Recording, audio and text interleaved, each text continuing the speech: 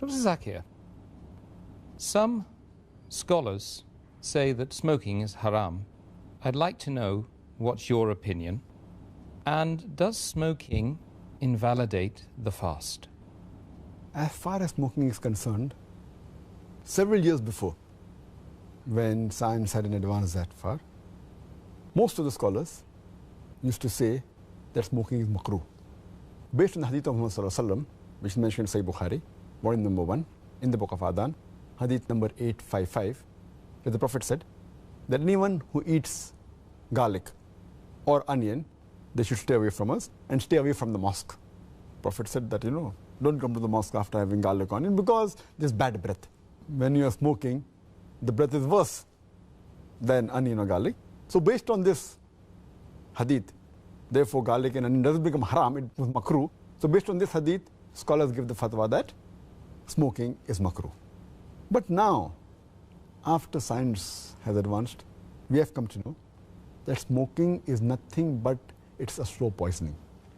Tobacco in any form, whether in smoking, cigarettes, whether bidi, whether tobacco in hookah, whether chewing tobacco, all forms of tobacco contain nicotine and tar.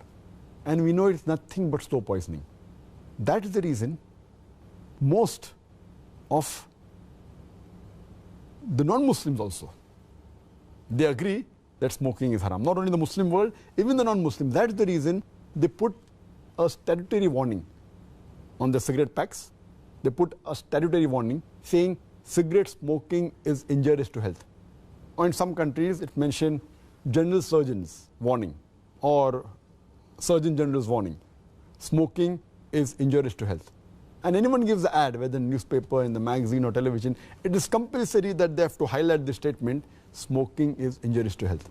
So I'm not talking about the Muslim world, even the non-Muslim world agrees that smoking is nothing but slow poisoning. And today, according to statistics, the World Health Organization says that every year more than 4 million people die only because of smoking. And if you count the other forms of tobacco, it will be much more. And today medical science tells us, and even I had learned when I was doing my medicine in the medical college, that more than 90% of the lung cancer deaths are only due to smoking, whether cigarette or bidi or whatever it is. 25% of the cardiovascular deaths are only because of smoking.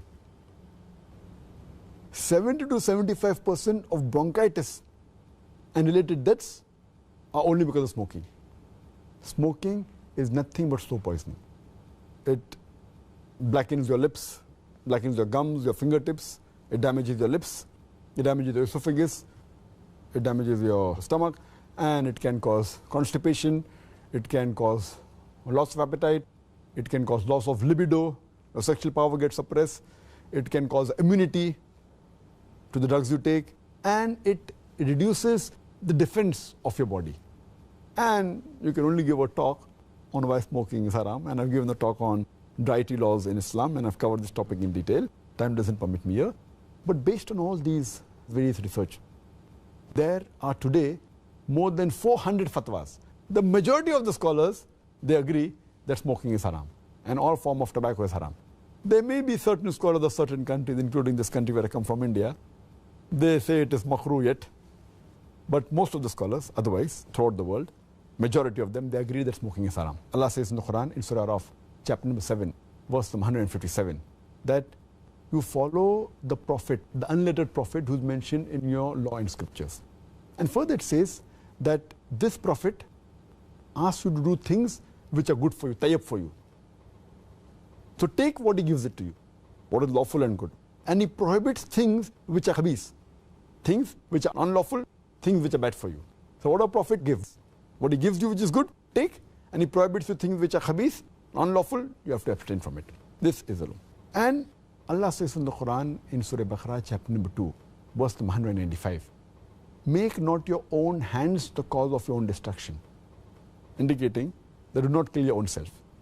Because smoking is nothing but slow poisoning, it comes under this category, something like suicide. Slow poisoning, every puff you take, you reduce your life. So based on this, there are more than 400 fatwas saying that smoking is haram. And furthermore, this is one of the major reasons why it's haram. Furthermore, Allah says in the Quran, in Surah Araf, chapter number 7, verse number 31, eat and drink, but do not be extravagant. Allah says in Surah Isra, chapter number 17, verse number 27, that do not be extravagant, do not be a spendthrift. For verily, a person who is a spendthrift is a brother of the Satan, is a brother of the devil. And we know that when we smoke, it's nothing but extravagance.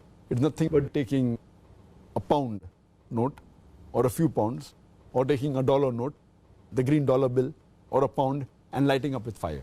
When we smoke, when we light the cigarette, it's nothing but burning money, whether it be rupees, whether it be dollars, whether it be pounds, whether it be riyals.